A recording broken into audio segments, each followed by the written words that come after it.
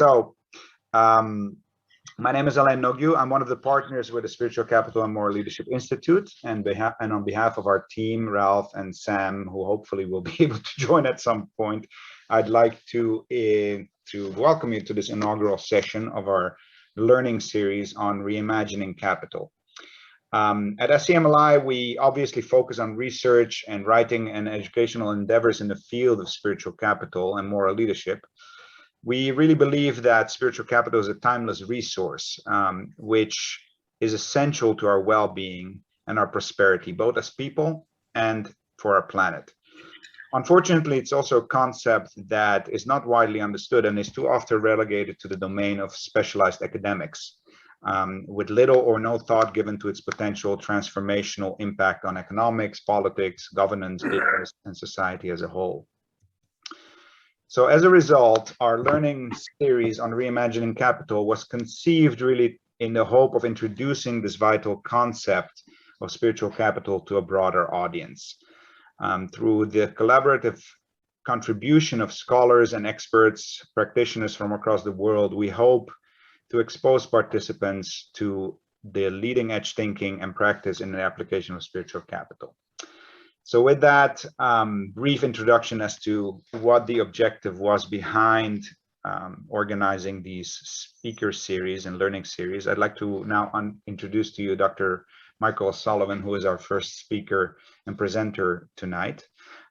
He's the co-founder and director of the Spirituality Institute for Research and Education, SPIRE, in Dublin, Ireland.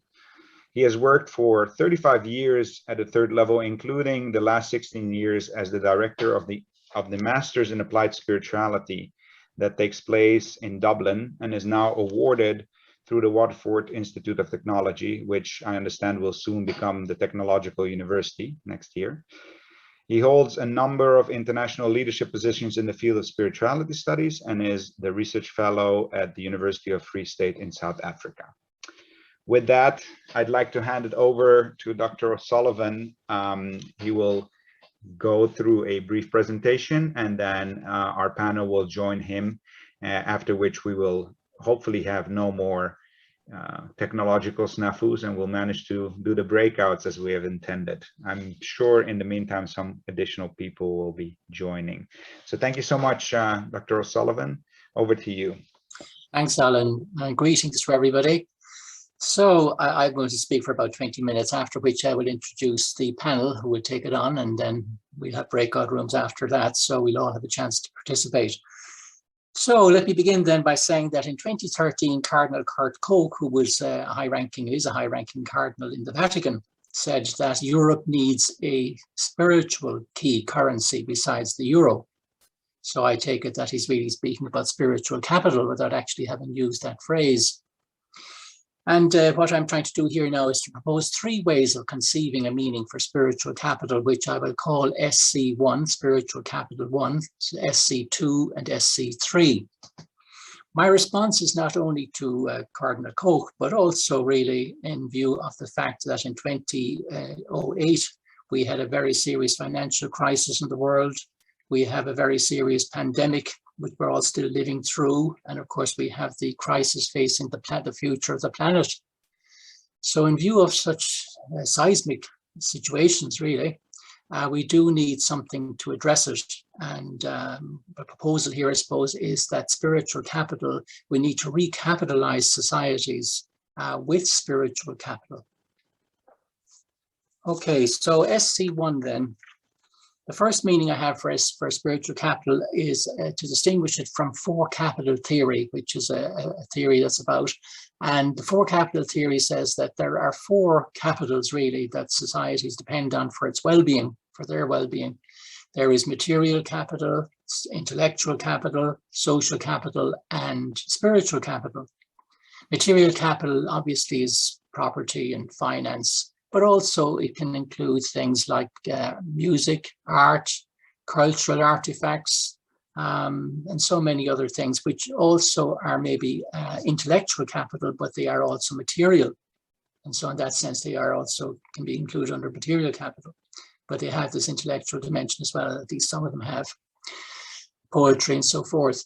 And then we have social capital. Social capital then is understood to mean, you know, reputation, social reputation, networks, social standing, all these sorts of things that can help society along if they're well put together and they're moved by the right forces.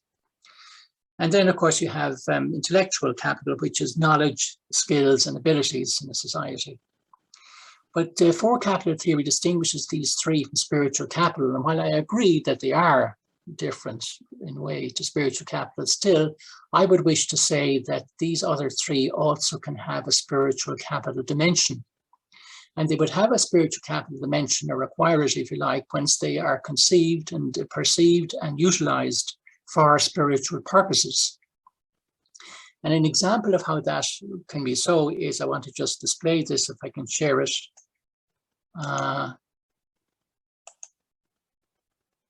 Just show this photograph.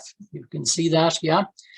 This is a slide. I worked in Chile for some time as a missionary, and this is a slide taken of when we were feeding basta de cesantía, basta de hambre, enough of unemployment, enough of hunger. We were living under a military dictatorship at the time, and there was a lot of repression and so forth. And the people there are gathered outside El Carmen, the Parroquia del Carmen, in Arica, in the north of Chile. And the people come really, some of them are Christians and some are not. And the Catholic Church there is reaching out to people who are in need. And it doesn't matter whether they're Christian or what they are, who they are. In that sense, they are people who are hungry and in need of support. And the people who are supporting this practice that day are also from some of the Christian community and some not. So what I want to be saying there is that here is church property being used for a purpose, a spiritual purpose, which is to say feeding the hungry, caring for the well-being of people, which is really a spiritual purpose. But it can be done for secular or religious reasons. And that was the case that day, that some people practicing this were coming from a Christian background and others were not. So when I use spiritual, I don't mean it to say that it's simply a religious notion.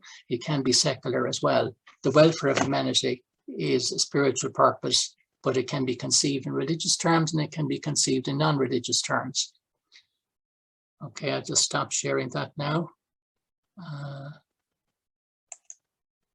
Anyway, that point there is that that's an example of how material capital can, under the auspices of spiritual purposes, be utilized, perceived and utilized in a way that makes it spiritual capital. And similarly for social capital and intellectual capital, they too can be utilized and perceived for spiritual purposes so that they become more than just simply social capital or intellectual capital. Okay, that's SC1.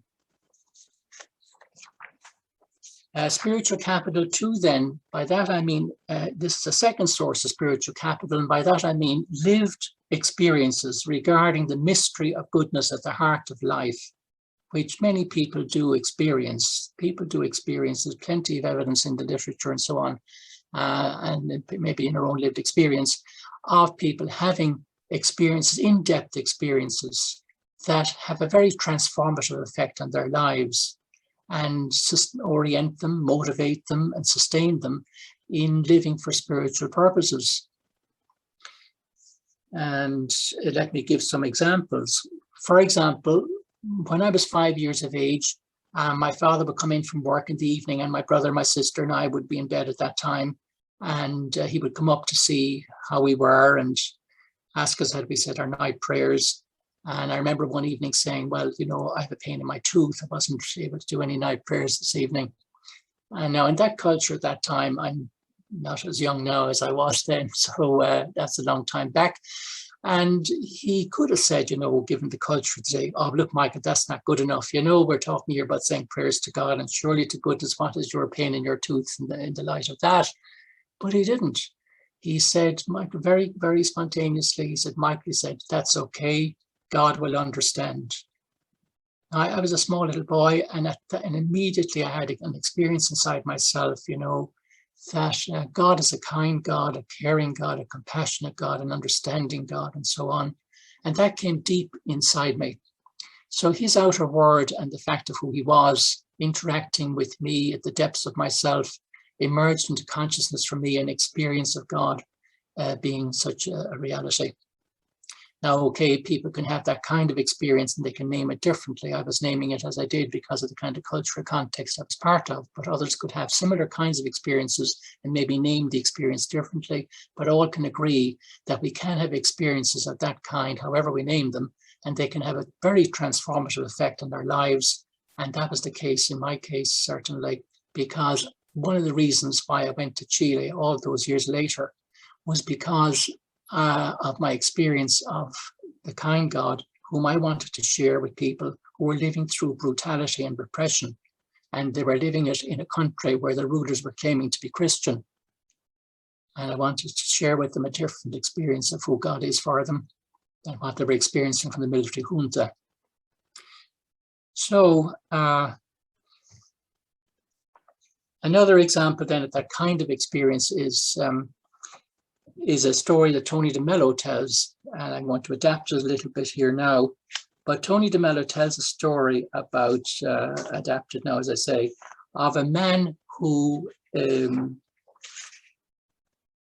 was a woman, first of all, who lived simply, and she had attained enlightenment. She's coming from India. She understood that the world was her home, the sky was her roof, and God, as she believed, would look after her. One day a man meets her on the road and he says to her, "I cannot believe this. We are meeting on the road because last night I dreamt that," as he put it, "the Lord said to me, you will meet this woman on the road in the morning, and if you do, she will give you the stone she has, and it will make you the richest person in the world. Will you give me the stone?" Therefore, he asks her when he meets her. And the woman rummaged in her small bag and took out the stone. It was a beautiful and large diamond. She said to the man, of course I will give it to you. I found it in the forest. You are welcome to it." The man went off then with the diamond and sat under the tree and thought for a long time about all the things he could now do with the wealth he'd been given. And time passed on, and then something happened inside him. And he got up and went to try and find the woman in the distance. And when he met up with her, he said, could you share with me the riches that make it possible for you to give this diamond away so easily? The kind of wealth that can do that is worth so much more than this precious diamond. It is the real wealth that I need to live my life well. So he had undergone a transformation from a view of, God, if I could only have a lot of money and a lot of wealth, financial wealth, material wealth, I'd be able to have a great life. And then as he thought further about it and thought about this woman and the fact that she could give away this diamond so easily to him worth so much, he began to realize, my God, like, what makes it possible for the woman to do this? And then he starts to have this kind of in-depth experience that goes way beyond and makes him want to share in the spiritual capital that she has, because it took spiritual capital to give away so much material capital. A third story then of what I'm talking about here is spiritual capital too, these in-depth experiences that can have transformative, radical and enduring effects on our lives, is Thomas Berry, who's well known for his work on ecology, which is now becoming better known. He was a great prophet, I'm sure, as many of you know, of ecological concern. He died in 2000. But 9 years before he died, he wrote about how an experience in childhood was foundational in dedicating his life to forwarding ecological concern. At the age of 11, he discovered a new meadow on the outskirts of the town to which his family had just moved. And here's a quote: "The field was covered with white lilies rising above the thick grass," he said. "A magic moment. This experience gave to my life something that seems to explain my thinking at a more profound level than almost any other experience I can remember. It was not only the lilies," he said, "it was the singing of the crickets and the woodlands in the distance and the clouds in the clear sky. This early experience has remained with me ever since as the basic determinant of my sense of reality and values. Whatever fosters this meadow is good. What does harm to this meadow is not good.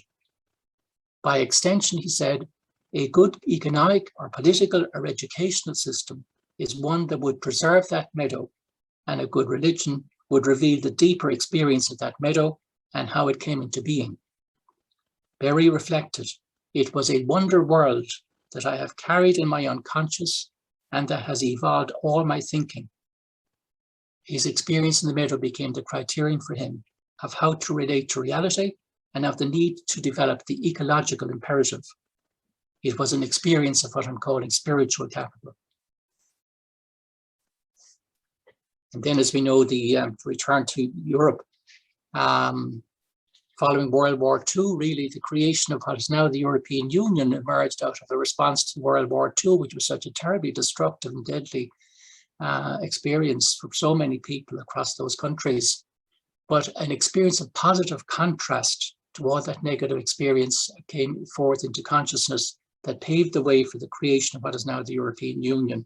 So just to say that, because the experiences that can give rise to the sort of experiences that I'm talking about need not always come from an initial positive source. They can also actually come from an initially negative source, which was the case in that case of the European Union.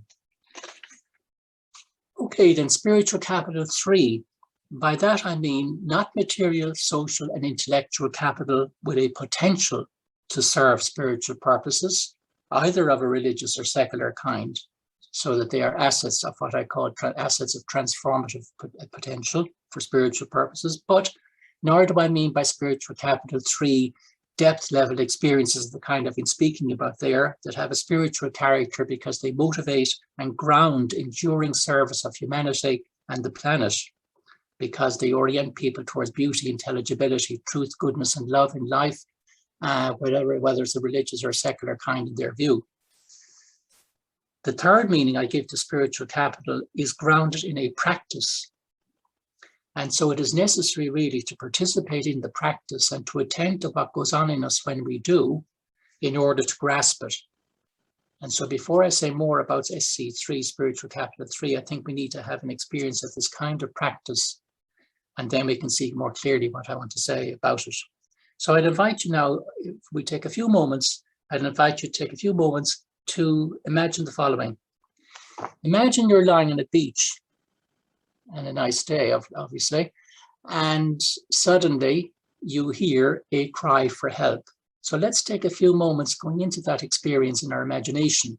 And the important thing here is notice what goes on in you as you hear a cry for help on that day lying on the beach. And in a few moments, then I'll ask you to come back.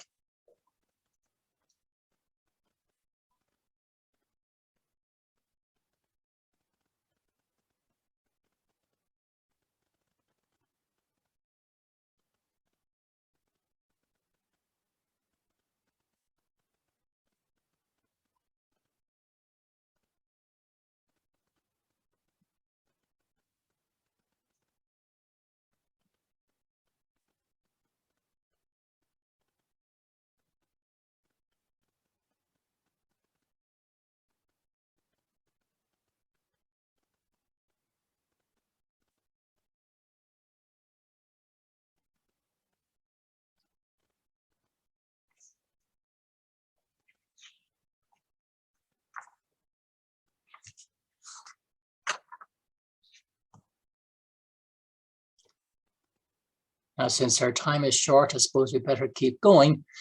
But can I just ask you one or two just to say something about this? What went on in you as you attended in yourself and to yourself in that experience?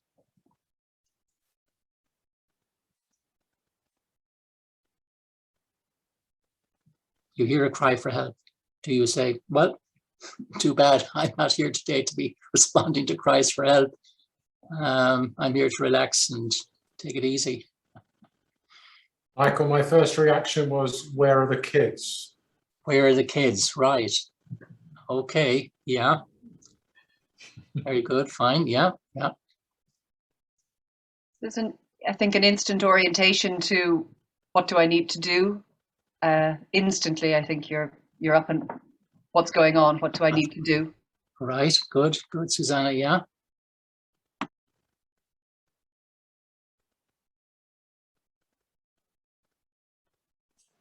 Okay, I'll keep it moving if I may. Well, the first thing I think that happens is that we have an experience, first of all. We experience the cry for help. We are actually able to hear the cry and receive it and be affected by it, even if the effect might be to say, I'm not going to do anything about this. But the first thing to note is that something happens at an experiential level, which comes in through our senses. So we are receptive. And the kind of people we are as human beings is we have a receptivity about us that can take things in like that. But secondly, having taken in data through that receptivity that's in our spirit, we can say, questions arise, as somebody pointed out. The question arises, what's happening here? What does it mean? What does it mean? And at that stage, then you can see that you're moved spontaneously from the level of experiencing to the level of understanding, where you need to kind of ask questions and get answers. But thirdly, then, isn't it true that not any answer might be the correct one? So we have to push on from the level of understanding to what we call the level of judging, where we have to ask ourselves, there are different possible interpretations of what I've heard here, and I wonder which one is true. So there is in the human spirit a momentum towards truth. And at that stage, then we have to check it out. Are there kids, as Brad was bringing up, I guess, are there kids just playing on the beach and this is a game, or is somebody in trouble? And which interpretation is true? So there is that push on to judgment. And then once we reach a judgment about the truth of the reality of the situation, we say, do we? Oh, gosh, that's interesting. Somebody's drowning here. Now I go back and lie down again. Isn't it true that the momentum of the human spirit moves us on to ask, what am I going to do about this? So very quickly, what I'm trying to say is that the human spirit is characterized by a desire, let's say, for authenticity, to call it that. I want to do what is genuinely needed in this situation. As a human being faced with this situation, I want to do what's really required here. That I have in me a desire to be a person of that kind.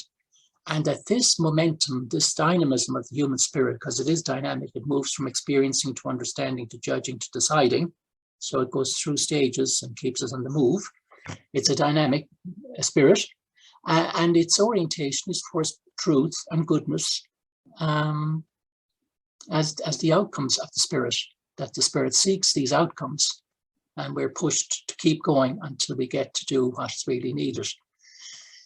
And then, so we're in a horizon, let's say, the human spirit functions through the operations of experiencing, understanding, judging, and deciding. It functions under the momentum of a dynamism for authenticity, and it functions in a horizon of beauty, truth, goodness, and love as what is really the way to respond to situations, to try and bring more beauty, truth, goodness, love into a situation. So what I want to say here then is that this is SC3. The authentic subjectivity, I call it that, the spiritual capital 3 can be designated in terms of it being about authentic subjectivity, and that every human being, this is a common human process that's at work. It doesn't depend on our ethnicity, our race, our gender, our class, or whatever. It's a common human way of being a person, and we all have it in virtue of being human. So at this level then, we all are common, so to speak. And if we can all function with the quality of attending to experience and the raising of questions and the seeking not just of any interpretation or explanation, but what is really true, and then the desire to do what's good in keeping with that knowledge, obviously will raise the quality of life in the way we are as persons and for the life of those around us. And in that sense, we're bringing spiritual capital into life. And this is a form of capital, then, spiritual capital, because it's coming from the human spirit. It's based on the way the human spirit is in itself and structured and functions. This discovery then, through self-attention, discloses that the route to objectivity and a qualitatively higher order world in terms of beauty, truth, goodness, and love is through authentic subjectivity. We have no access to objectivity except through subjectivity, but not any kind of subjectivity will correlate with objectivity. We need to be in ourselves in a way that's what makes us authentic subjects. And being an authentic subject means we are open to attending to all the relevant data, raising all the relevant questions, seeking the truth and not just any interpretation, and doing what's genuinely good in keeping with knowledge, and not just what's convenient or expedient or whatever it could be. So SC3 then is a form of self-presence that is spiritual, because we cannot get below it in the self. There's no way below that. This is at a foundational level of spirit in us, the way I've been talking about. And we cannot get beyond the horizon it opens up. There's no higher horizon than the horizon of beauty, truth, goodness, and love, whether it's secular or religious for people. And so I call this way of being in the world through this inherent and dynamic state of foundational and self-transcending presence, the spiritual capital of authentic subjectivity. If human subjectivity were not of this kind, then it would not be possible for us to be receptive, relational, reflective, responsible, and reflexive about how am I attending, how am I questioning, are they adequate, are they at the standard of authenticity? And therefore we would not either have the capacity to perceive and utilize material, intellectual, and social capital in ways that can serve spiritual purposes, because we have to be grounded into ourselves in the way I'm talking about at SC3 level to be able to see and utilize what's there in that way. At the same time, of course, the kind of experience I spoke about in SC2 can also enhance SC3. You know, they can reinforce and strengthen the way SC3 functions. If you have good positive human experience, it makes you more willing maybe to be open to truth, to goodness, and to love. And if you've had negative experiences in life, these are going to be obstacles you'll have to overcome, and that SC3 in you will have to overcome in order for it to function as it can. Okay, I think my time is up, Alan. That's my 20 minutes, so I don't want to go over my time. And now at this point then, I just invite the panel of 3 people to join me and to respond to what I've been saying. And they are Dr. Ruth Harris. You have their bios already, so I won't spend time on the bios, and you can go back to them too if you wish in the emails. Dr. Ruth Harris, Dr. Brian Dooney, and Dr. Noel Keating. So you can come forward in any number, in any whatever way you want. You can go in any order, and come forward in any order you want in terms of responding. So which of you wants to get the ball rolling? Well, I can come in first. Okay, Ruth. That's okay. Yeah. First of all, thanks very much, Michael, for your talk. And I think every time I hear you or read something that you write, there's a new dimension to it, and it's really very rewarding to be involved in this. I was going to, I suppose, just ask you 1 or 2 questions. There was one thing that struck me, and that is that when you spoke about spiritual capital, and you spoke quite strongly there about a kind of a foundational experience, a type of conversion, maybe a type of insight into God's love, or insight into how God sees the world, and that we then become part of that. In what way is that different to maybe a more secular type of spiritual capital, where people, I suppose, have great respect for human rights, or work from a human rights position, or indeed work from a kind of an ecological position? Is there a difference, or do they overlap? Well, I think people name differently their experiences, you know, and obviously background and tradition and society and culture and the influences these have had on a person, the formative effect these can have on a person, can influence how they interpret the experience they have and how they understand it, and how then they will take it forward. I think that what's common about them is that in each case you have an experience really of being connected to something bigger than yourself that is really worth following, and that you are prepared to self-transcend and even make sacrifices for, to be faithful to it. But whether it's the God of the Christian tradition, or whatever tradition you belong to, if you do any tradition, or whether it's, you know, the welfare of humanity, or human rights, or the good of the planet, the whole ecological area, whatever, that's fine. I mean, I think the most important thing is that people are committed to the values of beauty, truth, goodness, and love in life, And after that, some will go into religious tradition with that, because, for example, for some, love means God, as the Bible says, God is love, and for some that would be true, but that's how they will experience it as being true, and that Jesus came into the world and became human and historical for the sake of sharing that love in a concrete way for people. But for other people, living a life of love won't necessarily take them into that kind of tradition and that way of understanding and living it. But the important thing, I think, is that we all believe in love. We all believe in truth. We all believe in goodness and beauty. I mean, beauty there, I don't just mean kind of physical beauty. I would say that, a beautiful world is a world that really is showing care for people, is respecting people, is appreciating people, is in solidarity with people across the board and all that. That's a beautiful world. It's a notion of beauty. So I would say that, Ruth, it's people will just name the experiences differently, but I think they can all agree that something exceptional has happened. So it's telling them that life is worth more than just being a sort of a grain of sand in the seashore. There's a lot more there that's worth reaching out to and trying to be part of and to show forth in how one lives. And yet, do you not think, Michael, that in Europe today, there are a lot of cries for help that aren't heard?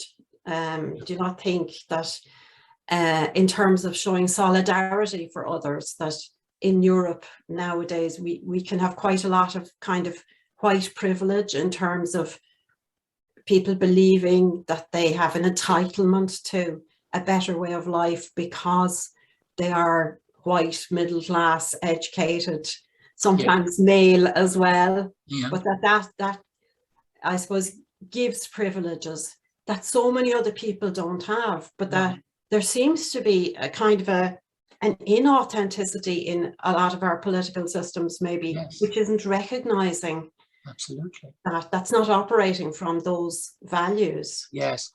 Yeah, oh, that's right. I mean, the story I told there about the woman and the man from India is very much like that. The man is searching for material wealth, and that's what he thinks life is going to be, make a better life for himself and all that. And then something happens, and the effect on him of this other person, this woman who could give away all that to him, it just opens him up from inside himself into another whole layer of, my God, like there's a lot more to it than just wanting material wealth in one's life.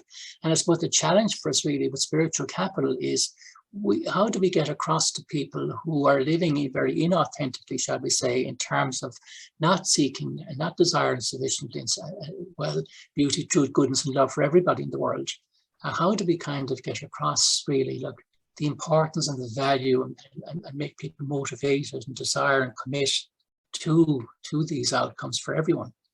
Is part of our challenge. And I think that's where we have to try and work out how do we get across concretely in different situations the spiritual capital as opposed to living inauthentically. That's the question, Michael. I think that struck me is that, in the blurb it talked about that Cardinal said that there was a need for a spiritual key currency next to the euro, which you were interpreting as a reference to spiritual capital, which I think it is. But I mean, the euro is no good to anybody unless it can be made accessible. So the political system somehow makes that currency accessible to ordinary people by getting jobs or living on social welfare or whatever else. So the question is, how can we make spiritual capital accessible to the ordinary person? Right. Well, I suppose each of us has to start with ourselves and say, look, how can I be a source of spiritual capital in my life for other people, and hope that then in that way too, that I'd be able to radiate something to others that might attract them to want to come in a similar direction with their lives, like the way that man was moved by that woman. And then when we are electing our politicians, that we're trying to see, like, what are the values that these people are really standing for? Are they consistent with living authentically in terms of really kind of being open to all the data that are there to be looked at and all the questions that would be raised about it, that they're not like, let's say, Donald Trump, that fake news and all this kind of thing, but they really desire true truth and the really good of people and not just self-interest. And I won the election even if all the millions of people didn't vote for me, So I suppose we have to try and kind of I think people need to have more of these stories brought out of the good that's going on in the world, to be inspired by it, to be affected by it, influenced by it, so that will give them more hope and more momentum to go in the same direction with their lives.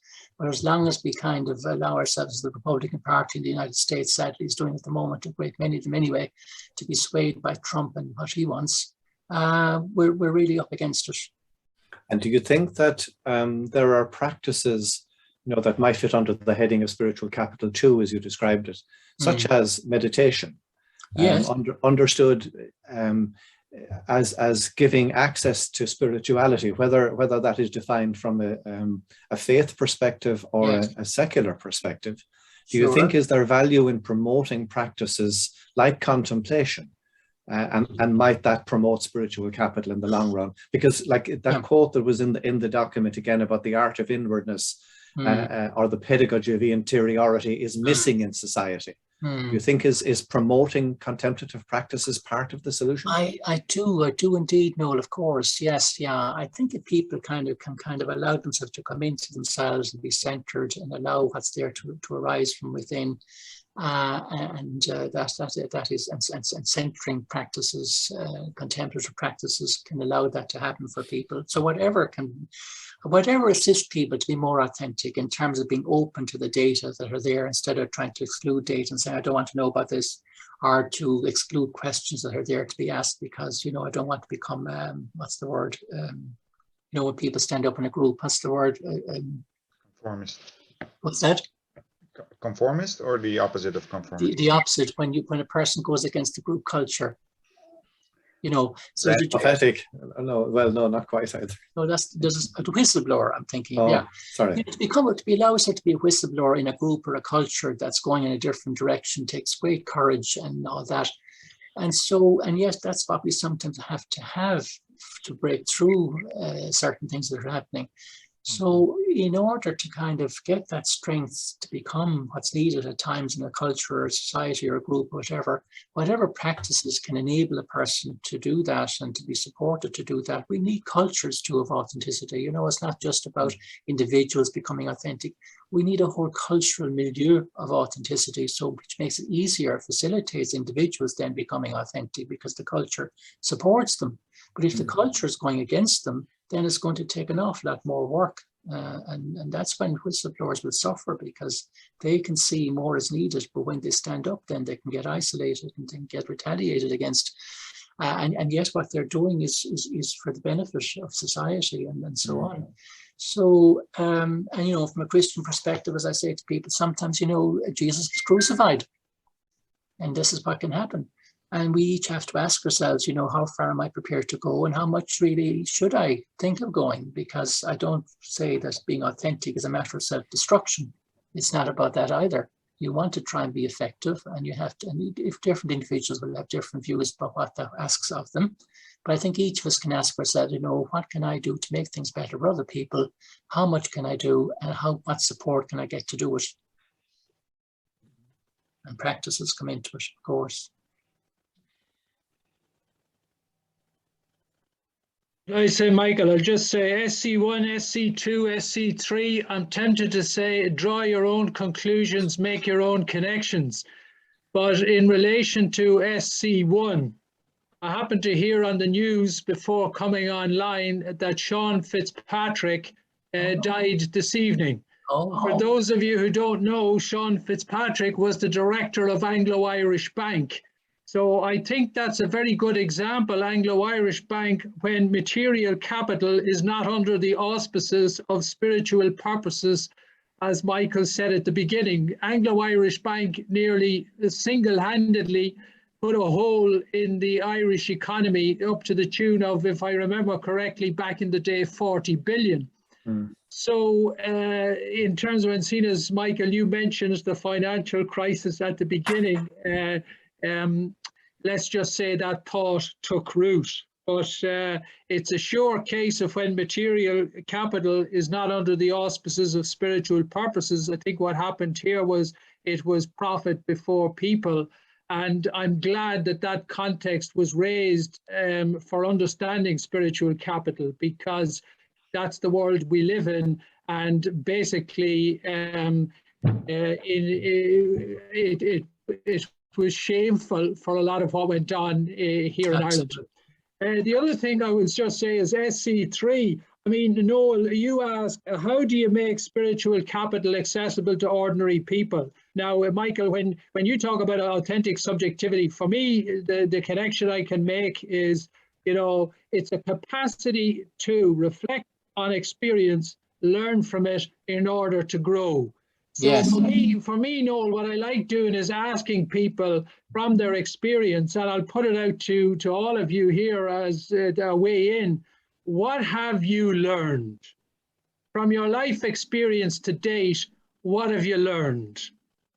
And if I was to throw out a few things, I've learned that, the journey from illusion to insight is an arduous one, or the journey from ego to self is torture, or T.S. Eliot's humility is endless. But I think from what I've learned myself, the one that probably I've had to learn the hard way is that we create unhappiness.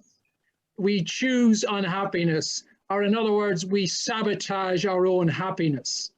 So that's what intrigues me, is how that happens. So what literature said is the Ballad of Reading Gaol, Oscar Wilde, every man, woman kills the thing he loves.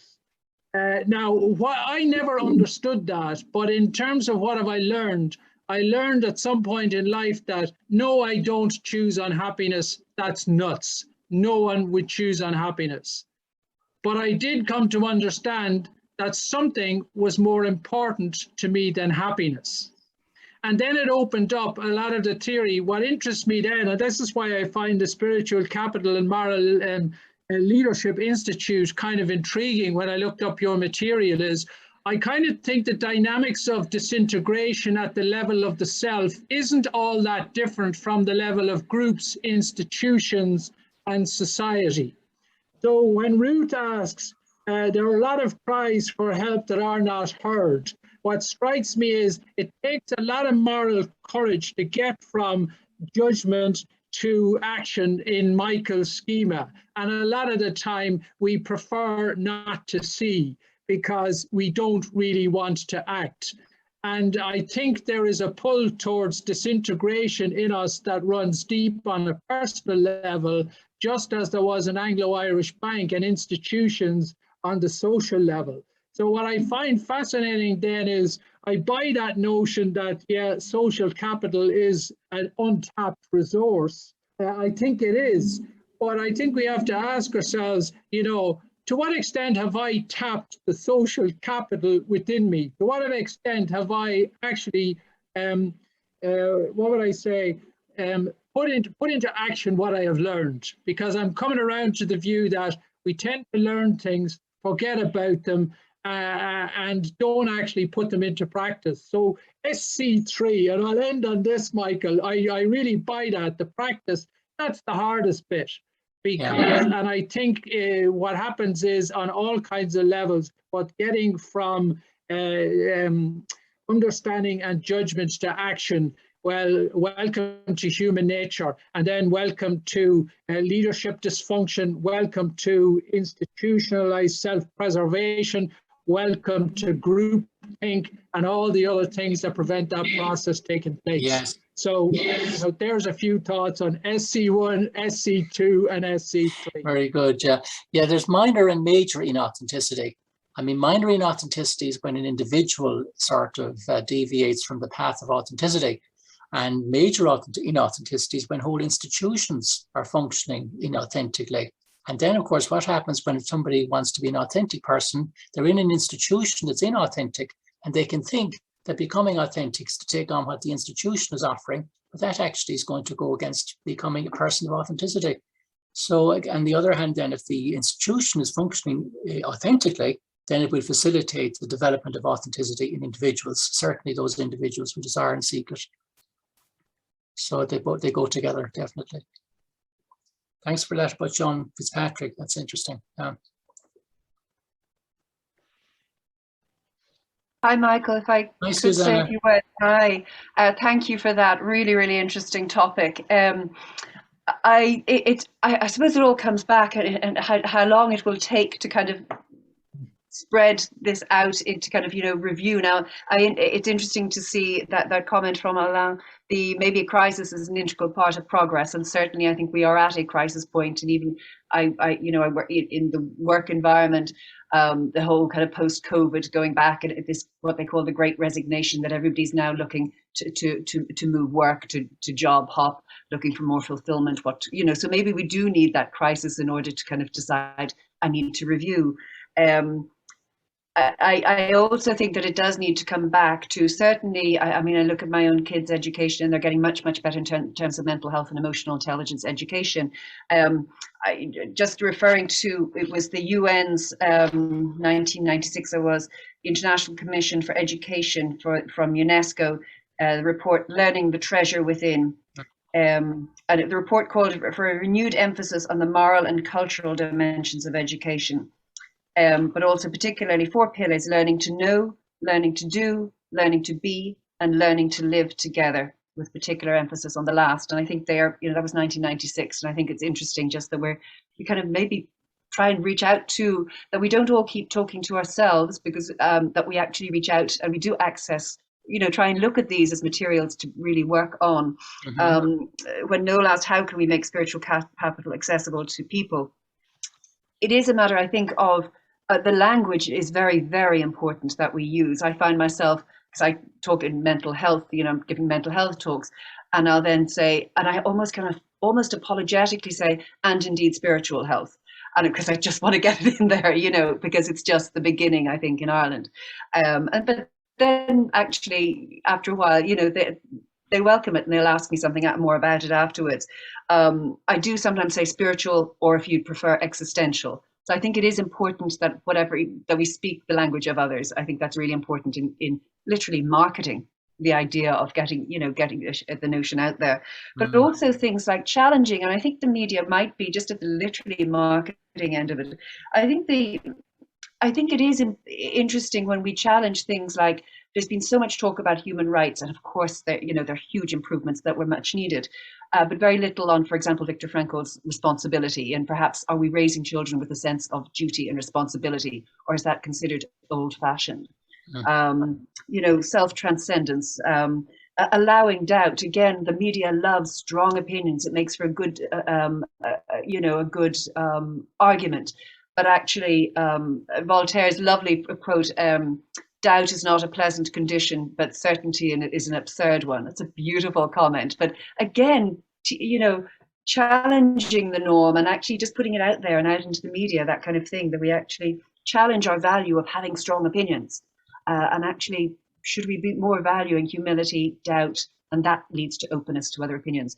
And then obviously meditation, introspection, so self-awareness, and teaching that as well. Yes, I see. One of the things I want to emphasize most, I suppose, what I've been trying to say is that we need to give more self-attention to the way we function inside ourselves.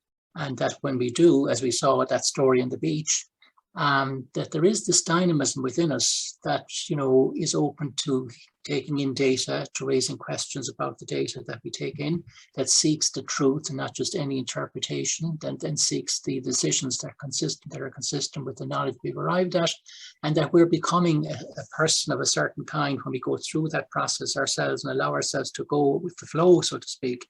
And we need more people, I think, in our lives and in our societies to allow this to be the case for them, instead of kind of shutting all that out and saying, right, I'm a member of the Republican Party, I want to get elected, I need Donald Trump support, and they don't kind of come away from all that and say inside myself deeply, what does it mean for me to be a person who's willing to look at all the data and not just insist that the election was stolen, but look at all the data that says it wasn't, that allows the questions that can be raised about the data I'm taking in, and that seeks the truth about it and seeks then to do the good about it, which is to stand up to Trump, let's say, just take Trump as an example with this process. But I just think we need people to kind of spend more time becoming persons of this kind, and then institutions and organizations too, to set that as the culture they want for the people who are working in them, and the traditions, if we have the religious traditions, whatever they are, that this is our desire, this is our commitment, and this is our path. So, Dr. Sullivan and panel, I'm going to thank you at this stage and for everyone who has contributed to the conversation, because I'd like to suggest that we transition in a couple of breakouts. I'm sure everybody has, all sorts of interesting thoughts as a result of your conversation, and maybe we can take a couple of minutes to dive deeper in small group conversations. So what we're going to do is create a number of breakouts, and they will be randomly assigned. So myself and Dr. O'Sullivan and the panel members will end up in some of those groups. And then we'll share with you through the chat a couple of reflection questions. There are too many to grapple with in the short time that you're going to have, but maybe you can just pick one to discuss whichever you feel most inclined to discuss. With one request, I mean, there's always a tendency for people to spend a lot of time introducing themselves to each other when we're in groups like this. That's nice, but I'd ask you to maybe transition over to the conversation questions sooner rather than later. We will have an opportunity for exchange of for the networking bit. So with that, Ralph, would you mind creating a number of breakout rooms and then posting the questions in the chat? So the questions aren't already posted in the chat, although you probably don't need any prompts to have a conversation. That is true. After that extraordinary presentation, and the panel too. So thank you. I posted some questions in the chat. You're going to be in groups of 3 or 4. I will be the annoying person who gives you time checks and so on. We're not going to ask you for feedback or do any of those things. This is a space for you to speak with each other. So without further ado, I'm going to hit the button. You'll all disappear and reappear in new rooms. Au revoir.